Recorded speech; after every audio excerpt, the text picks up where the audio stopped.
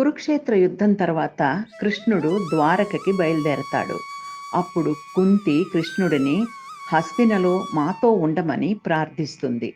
దానికి కృష్ణుడు, నేను ద్వారకకు వెళ్ళవలసిన సమయం ఆసన్నమైంది.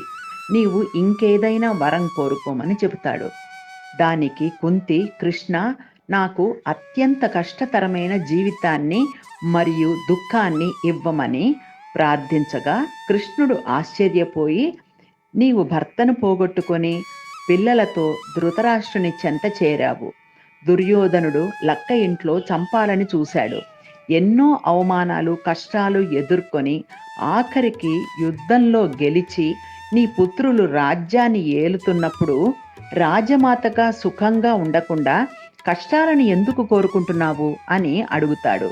దానికి కుంతి, పైన చెప్పిన అన్ని కష్టాలలో నీవు మాకు అండగా ఉండి మాకు దారి చూపించావు. కానీ ఇప్పుడు మేము సుఖాలను కోరుకుంటే నిన్నే మరిచిపోయే ప్రమాదం ఉంది. అందుకని కష్టాలతో కూడిన జీవితం, నీ దయ నాకు కావాలని కుంతి ప్రార్థిస్తుంది.